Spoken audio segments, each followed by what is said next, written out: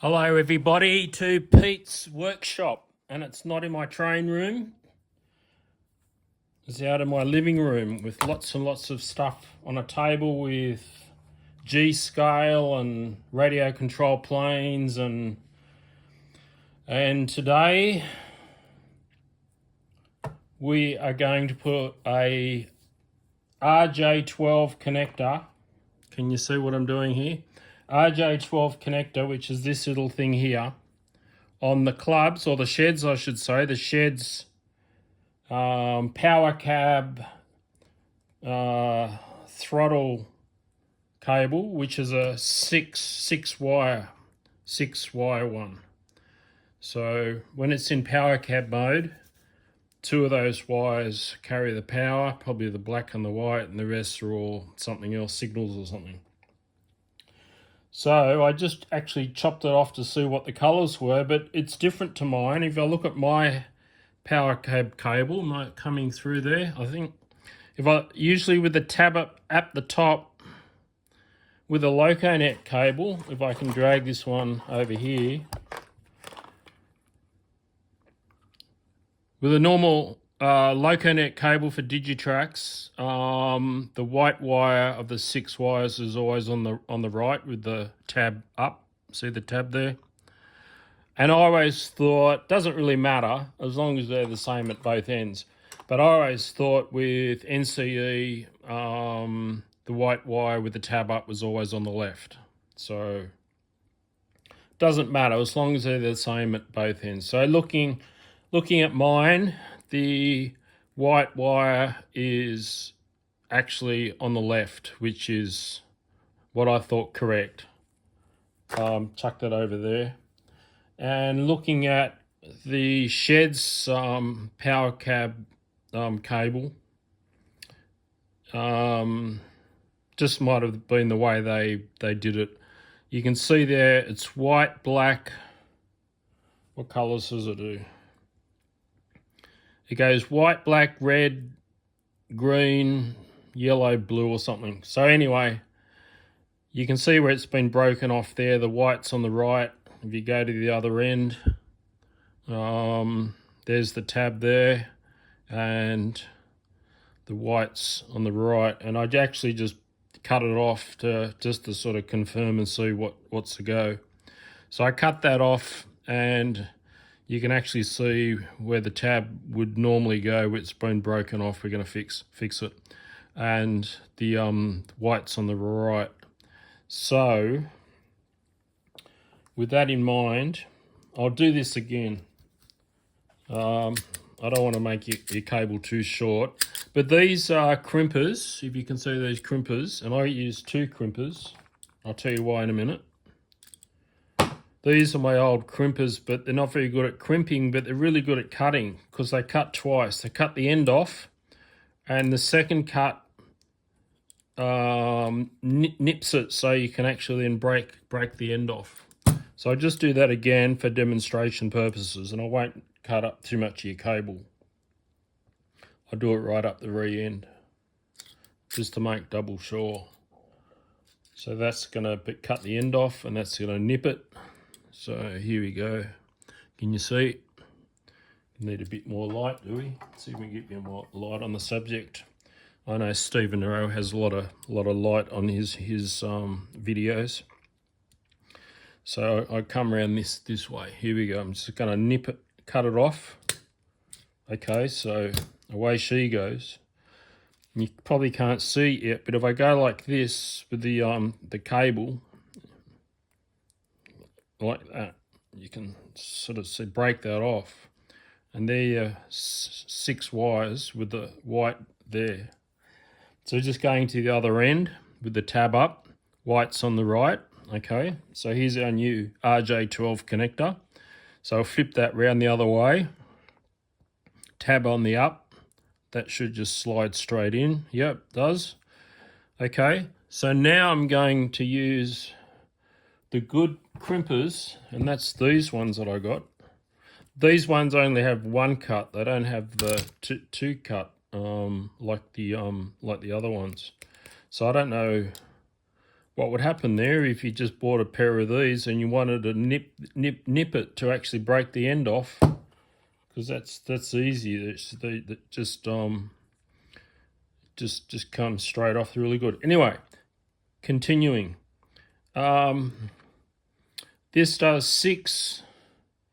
It does Ethernet 8 core, and it even does little ones, 4Ps, whatever they are. Anyway, we're doing RJ12s, which is 6. So this one crimped it that way, and this one actually crimps it up and down. So make sure it's nice and straight. So tabs up, white wires on the right, check that. Okay, push it in, push it right to the very back. Keep it nice and straight, if you can see. Come around this way a bit. Okay, and then we give it a nice firm press. Hold it for a bit. Let it go. Open it up and slide it out. And there you have it. But it's not finished yet. No, it's not finished. And we can just double check the tabs and the color, white. Yep, looks good. And just so I know that this is the, I don't have any cable ties. What I'll do, I'll just put this in sort of a knot, just so I know that this is the end that I did, so I get a bit mixed up. I've got these 2 testers, right? And these are a must for doing cables, Loconet cables, or as in this case, a 6-core throttle cable. This has the batteries in it, and this is just the receiver. So if you're doing it over long distances, you can be at either end and see if it works. So the one that I just did, right, I'll poke that into there. Okay, it should clip in. Yep. And the other end goes in the receiver. I'm going to poke. That's got one end, it's the 8, and this is the 6. So poke it in the 6. If it doesn't work, oh, by the way, that RJ12 was my very, very, very last RJ12. So if this doesn't work, I'll have to go down to see Aaron at JCar in Richmond or somewhere and get some more RJ12s. Okay, so we switch it on, and it'll go through the sequence of each light, 1, 2, 3, 4, 5, 6, and I'll keep doing that, and I'll do it again on the receiver or the one up the other end. All right, this goes around this way. And if it doesn't, and if it skips lights, that means it's a faulty cable, or it's got bad connections, have to do it again. So let's try our luck and see if it works. See if it works or doesn't work. Okay, switch it on. 3, 4, 5, 6. Can you see that? 1, 2, 3, 4, 5, 6. And the receiver, 1, 2, 3, 4, 5, 6. 1, 2, 3, 4, 5, 6. We'll do it once more. Okay, so that's a good cable, and it's got good RJ12 connections at either end. Because don't forget what the crimper does. It actually, when you crimp it, it actually opens up each wire and makes contact with the little connectors in the at the RJ12. They touch. So anyway, continuing on. It doesn't really matter now which is. I could swap them around if you like, and for the purpose of the argument or the exercise, we put them in the other way and then turn it on. We'll just see if it works around the other way. 2, 3, 4, 5, 6. Can you see that? 1, 2, 3, 4, 5, 6. Yeah, all good. So, okay, so Noel should be happy with that. He asked me to do it. I actually was going to bring the crimpers and the testers in, but I forgot last Thursday when I came in, so took it home and did it. Bit of homework.